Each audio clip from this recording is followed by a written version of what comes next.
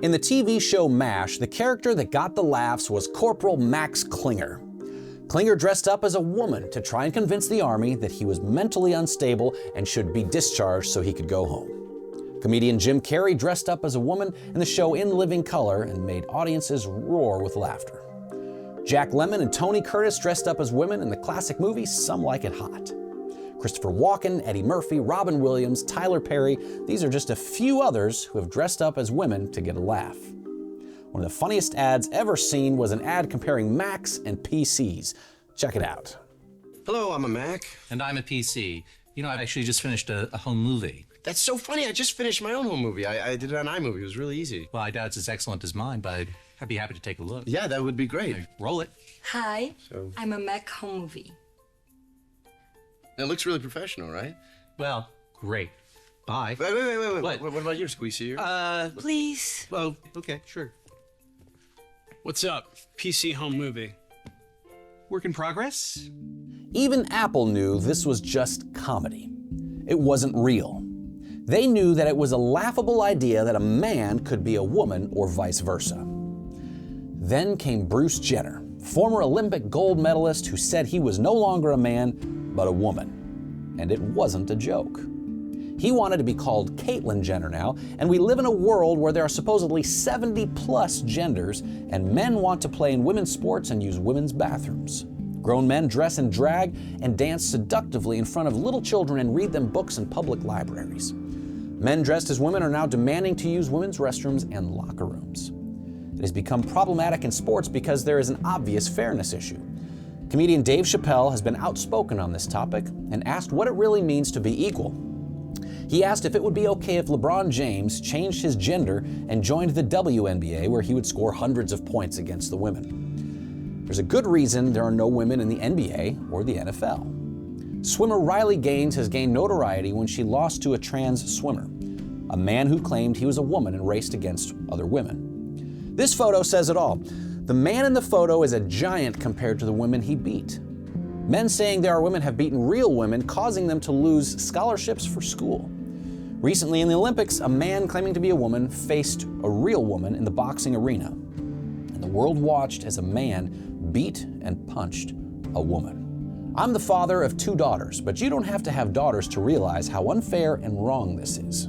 What is more troubling is that medical professionals are encouraging procedures that permanently alter the physical bodies of children who think they are a different gender than their birth gender.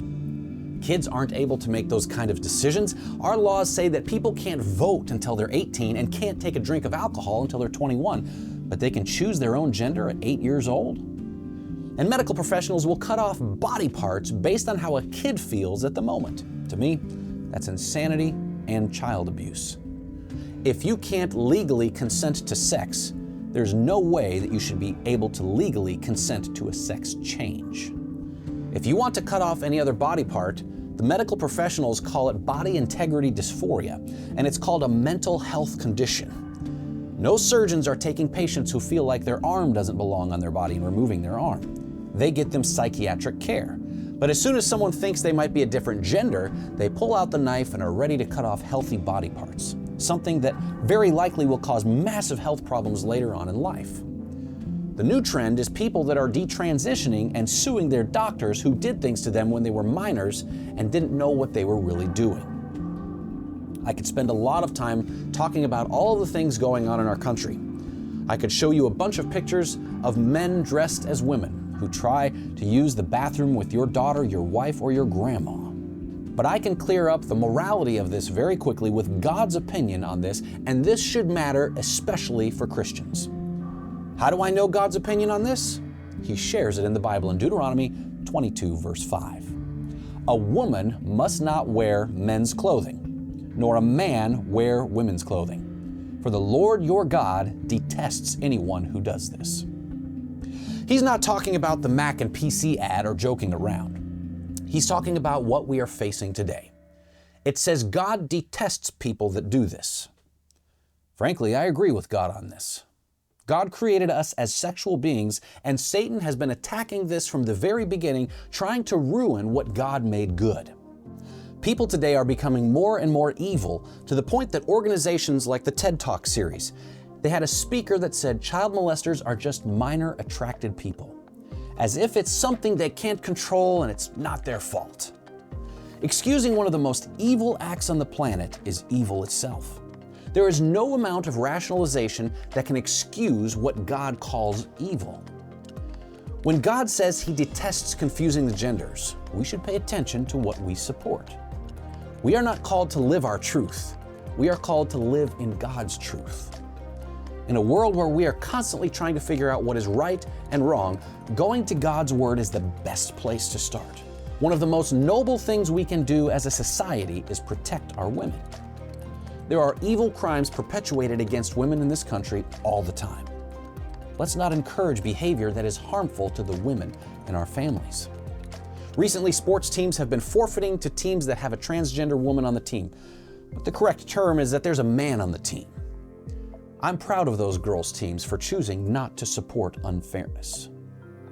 When issues arise in our culture, and society tries to push ideas on us, the best way we can find out what God thinks is to open our Bibles and read God's Word. With the wide variety of ideas on sexuality today, we have to be grounded in God's Word to know what is sin and what is blessed by God. Someday, we will have to answer for our actions and what we supported. When I stand before God someday, I will stand with a clear conscience because I supported what God blessed and opposed what God detests. These drag queens dancing in front of children, no true Christian on earth could endorse this as good. Sexually confused men using the bathroom with my daughter's wife or mother? That won't happen as long as I have breath in my lungs. In a world that goes farther and farther away from God, may we stand tall for what is right. One of my favorite quotes comes from the book Great Controversy, and it says, "Do what's right because it is right, and leave the consequences to God." I'm Jamie Houghton with 832.